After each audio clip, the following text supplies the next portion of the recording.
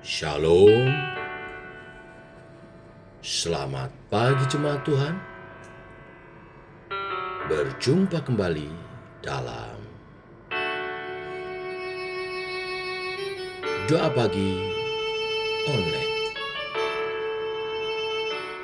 Kuasamu terlebih besar. Kuasamu terlebih besar. Tuhanku terlebih besar, tak pernah terlambat janji-Mu ya Tuhan, menolong hidupku. Kuasa-Mu terlebih besar, Tuhanku terlebih besar, tak pernah terlambat janji-Mu ya Tuhan, pulihkan hidupku.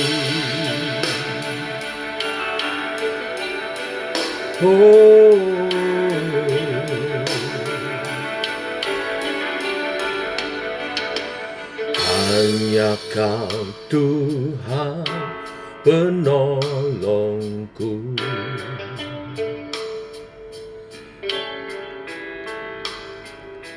yang selalu setia bersamaku.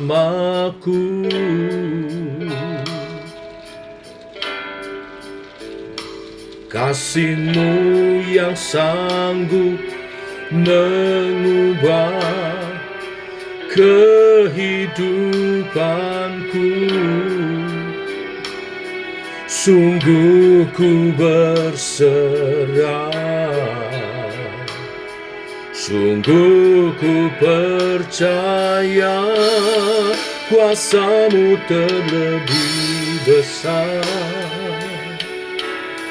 Tuhanku terlebih besar, tak pernah terlambat janji-Mu ya Tuhan, menolong hidupku. Kuasa-Mu terlebih besar, Tuhanku terlebih besar, tak pernah terlambat janji-Mu ya Tuhan, pulihkan hidupku.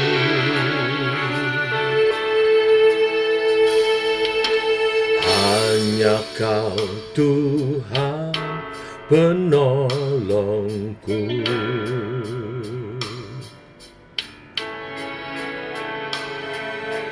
yang selalu setia bersamaku.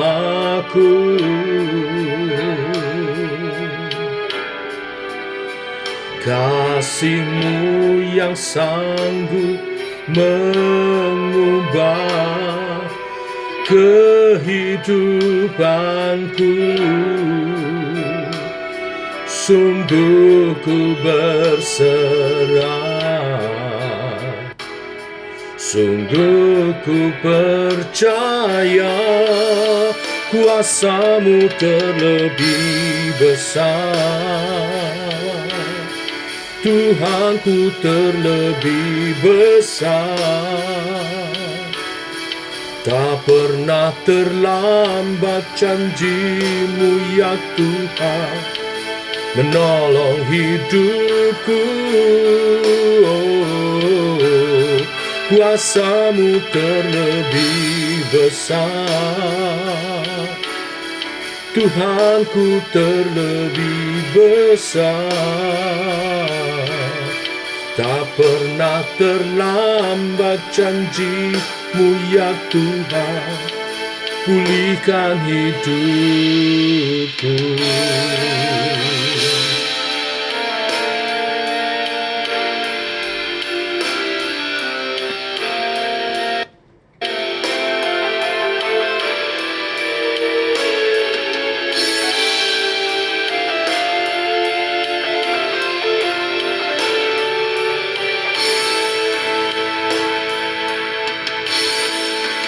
Ku percaya Kau bekerja mendatangkan kebaikan di hidupku. Ku percaya Kau bekerja mendatangkan kebaikan, mendatangkan kebaikan. Kuasa-Mu terlebih besar, Tuhanku terlebih besar. Tak pernah terlambat janji-Mu ya Tuhan, menolong hidupku. Kuasa-Mu terlebih besar, Tuhanku terlebih besar. Tak pernah terlambat janji-Mu ya Tuhan, pulihkan hidupku. Tak pernah terlambat janji-Mu ya Tuhan, pulihkan hidupku. Tak pernah terlambat janji-Mu ya Tuhan, pulihkan hidupku.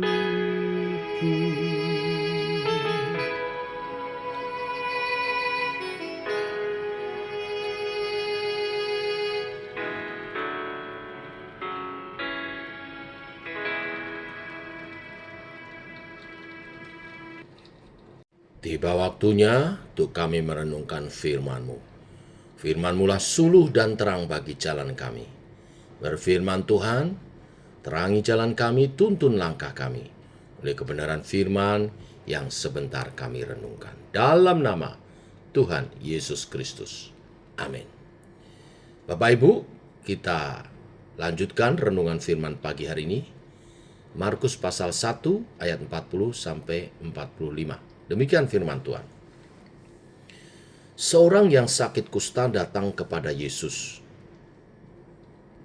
Sambil berlutut di hadapannya, ia memohon bantuannya. Katanya, "Kalau engkau mau, engkau dapat mentahirkan aku." Maka tergelaklah hatinya oleh belas kasihan. Lalu ia mengulurkan tangannya, menjamah orang itu dan berkata kepadanya, "Aku mau, jadilah engkau tahir." Seketika itu juga lenyaplah penyakit kusta orang itu dan menjadi tahir. Segera ia menyuruh orang itu pergi dengan peringatan keras. "Ingatlah, jangan engkau memberitahukan apa-apa tentang hal ini kepada siapapun, tetapi pergilah, perlihatkanlah dirimu kepada imam dan persembahkanlah untuk pentahiranmu persembahan yang diperintahkan oleh Musa sebagai bukti bagi mereka." Tetapi orang itu pergi memberitakan peristiwa itu dan menyebarkannya kemana-mana, sehingga Yesus tidak dapat lagi terang-terangan masuk ke dalam kota. Ia tinggal di luar, di tempat-tempat sepi, namun orang terus juga datang kepadanya dari segala penjuru. Sampai di sini pembacaan kita. Bapak Ibu, Saudara sekalian, kita melihat bahwa perikop yang kita baca hari ini bukan saja satu ending dari pasal 1 Injil Markus, melainkan juga merupakan connecting point atau transisi dari pasal 1 ke pasal 2, di mana nanti di pasal 2 kita melihat Yesus mulai berkonflik dengan orang-orang Farisi dan Saduki. Para imam mulai menentang Yesus, menuduh Yesus tidak taat pada hukum Taurat. Itu sebabnya di bagian ini kita membaca untuk pertama kalinya Markus menyebut adanya Taurat. Ketika dikatakan Yesus menyuruh orang yang disembuhkan itu untuk pergi kepada imam, memperlihatkan kesembuhannya, sekaligus diperintahkan untuk mempersembahkan pentahirannya. Ini sesuai hukum Taurat. Dengan demikian kita melihat bahwa peristiwa Yesus menyembuhkan seorang yang sakit kusta ini bukan sekedar satu cerita penyembuhan. Ini adalah cerita penyembuhan yang terkait dengan Taurat. Hal inilah yang akan kita bahas.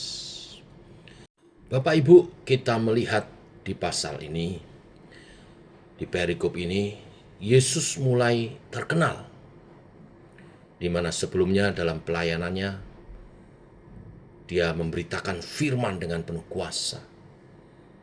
Dia membuat mujizat, menyembuhkan banyak orang, dan banyak orang mulai berdatangan kepadanya. Kemudian saat Yesus berdoa, ia mengambil keputusan untuk pergi ke tempat lain karena sudah begitu banyak orang yang mau mencari dia. Bahkan di ayat 45 dikatakan sampai Yesus tidak bisa terang-terangan masuk ke kota karena diikuti banyak orang. Jadi saat kita di perikop ini, saat Yesus sudah begitu dikenali dan begitu banyak orang mau mencari dia, sehingga dia tidak bisa lagi tinggal di kota dan harus tinggal di luar kota. Nah, kalau kita melihat ada banyak orang mencari Yesus, pastinya hal itu hal yang bagus, bukan?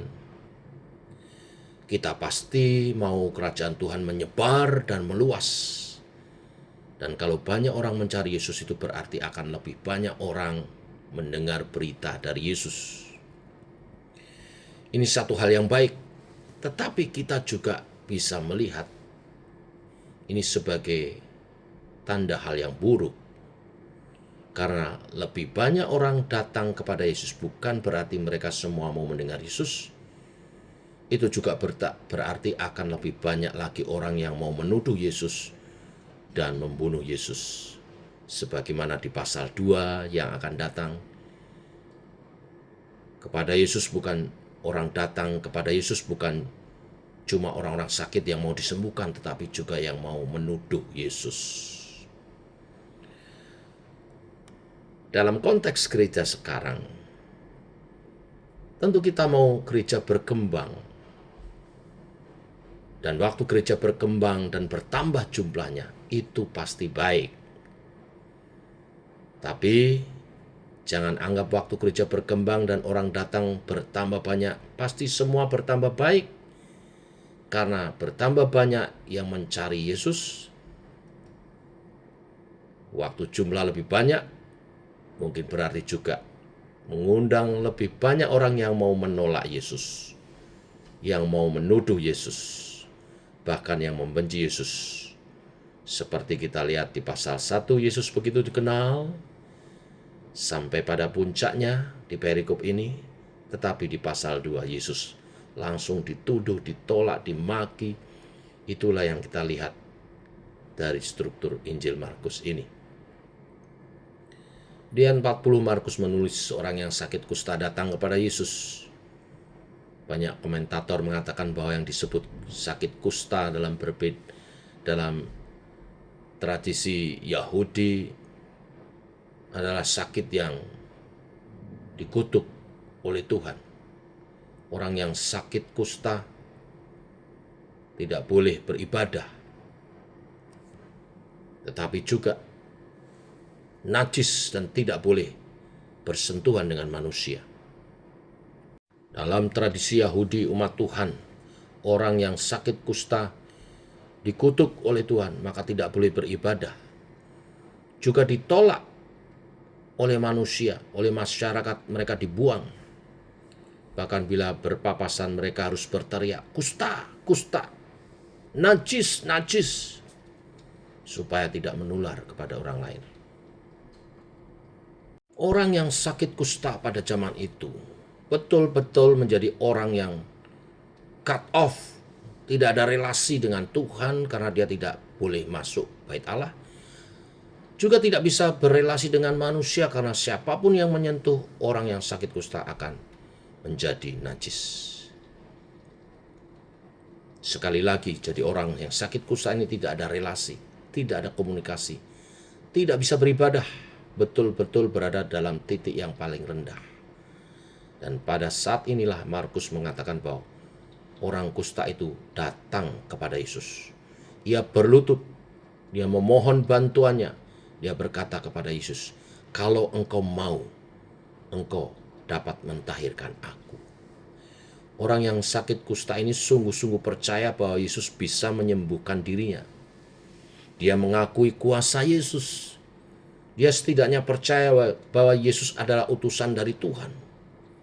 Sebab diyakini orang yang sakit kusta, penyakit kusta, hanya bisa sembuh oleh Tuhan sendiri. Dia percaya kalau Yesus mau, dirinya pasti sembuh. Dia bukan tidak percaya kuasa Yesus, tetapi masalahnya adalah kedaulatan Yesus di sini. Maka dia berkata, "Kalau engkau mau." Orang kusta ini mengakui kuasa Yesus dan juga kedaulatan Yesus. Dalam dirinya akan sembuh atau tidak sembuh adalah kedaulatan Yesus. Masalah Yesus mau atau tidak. Dalam kesulitan dan kesengsaraannya sebagai orang yang cut off, yang diputuskan dari Tuhan dan dari masyarakat yang begitu sengsara, dia tetap tahu bahwa Tuhan berdaulat, bahwa Tuhan tidak berutang apapun kepada dirinya. Itu sebabnya dia datang kepada Yesus dengan berlutut dan memohon. Bapak Ibu, kalau kita lagi sengsara, mengalami kesulitan, seringkali kita berteriak kepada Tuhan, "Tuhan, mengapa?" Seolah-olah Tuhan berutang kepada kita. "Tuhan, saya sudah pelayanan, Tuhan saya sudah melakukan yang baik, saya sudah taat, saya sudah membantu orang tua, saya sudah segala sesuatu." Kita seakan komplain kepada Tuhan. Kita merasa diri sedang sakit, lemah, tidak ada yang mengerti, dan kita marah kepada Tuhan. Bapak Ibu, jemaat Tuhan, orang kusta dalam kisah ini sebenarnya sama. Tidak ada orang yang mengerti dia. Dia dibuang oleh masyarakat. Dia seolah-olah dibuang oleh agama, bahkan oleh Tuhan. Tetapi dalam kesengsaraannya itu, dia tetap begitu rendah hati. Dia tetap datang kepada Tuhan dengan berlutut dan berkata, "Tuhan, kalau engkau mau, saya pasti sembuh." Ini sikap yang menunjukkan tetap percaya kepada kuasa Tuhan sekaligus kedaulatannya. Dia sadar Tuhan tidak berutang apa-apa kepada dia. Walaupun dia tidak disembuhkan, Tuhan tidak berutang. Saya susah, saya sulit pun Tuhan tidak berutang kepada saya. Bapak Ibu, seorang penginjil, Paul Walker, pernah berkata, "Dunia kita seharusnya tidak seperti ini. Ketika kita bangun, seharusnya tidak ada matahari, tidak ada kehangatan, tidak ada burung-burung berkicau berterbangan, tidak ada udara segar yang kita hirup. Seharusnya tidak seperti ini karena sejak Adam jatuh dalam dosa, sebetulnya manusia adalah ciptaan yang harus dibuang oleh Tuhan. Sejak Adam jatuh dalam dosa, seharusnya dunia ini gelap, tidak ada cahaya, dingin. Yang ada adalah kejahatan, kebohongan." Inilah kondisi natural yang harusnya terjadi setelah Adam jatuh dalam dosa. Tetapi yang kita lihat, Adam berdosa, dan Tuhan terus beranugerah. Tuhan tetap memberi kita matahari, memberi kita waktu, memberi kita udara untuk dihirup, pemandangan, kenikmatan. Itulah sebabnya kita mesti bersyukur. Sebab anugerahnya tidak hanya keselamatan, tetapi setiap kebaikan yang kita terima adalah anugerahnya. Hari ini saya menekankan untuk kita percaya Yesus akan kuasa, tetapi sekaligus kedaulatannya. Besok saya masih akan membahas pasal ini, karena masih banyak hal yang bisa kita gali di dalamnya. Hari ini, mari kita percaya Yesus tidak hanya kuasanya, tapi kedaulatannya juga atas hidup kita. Tuhan memberkati. Mari kita berdoa. Bapa, kami mengucap syukur buat hari ini. Kami bangun dalam keadaan sehat. Ini anugerah-Mu, seperti kebenaran firman hari ini. Bahkan Kau memberkati kami dengan firman-Mu. Kami percaya tidak hanya Engkau berkuasa, tapi juga Engkau berdaulat atas kehidupan kami. Menyadari kedaulatan Allah. Apapun terjadi atas hidup kami, Engkau tetap baik. Engkau tetap benar, Tuhan. Oleh sebab itu, kami belajar sebagai umat-Mu yang berserah kepada Tuhan, yang bersyukur atas segala keberadaan kami, suka duka, sakit sehat. Tetapi sebagai umat Tuhan, kami berseru, jika Engkau mau, dan Engkau menunjukkan oleh kebenaran firman hari ini, Engkau mau. Karena selain Engkau Allah yang berdaulat, Engkau juga Allah yang penuh kasih, yang mengasihi umat-Mu, yang rindu umat-Mu berkemenangan, untuk menyatakan kemuliaan-Mu Tuhan, untuk menjadi kesaksian bagi dunia ini. Terima kasih untuk karya penebusan-Mu, terima kasih untuk kuasa-Mu, untuk kedaulatan-Mu atas hidup kami. Terus bimbing untuk kami hidup dalam ketaatan akan kedaulatan. Ini kami Tuhan, bimbinglah kami. Allah Roh Kudus, bimbinglah kami. Dalam nama Tuhan Yesus Kristus. Amin. Demikian saudara doa pagi kita. Selamat pagi. Shalom.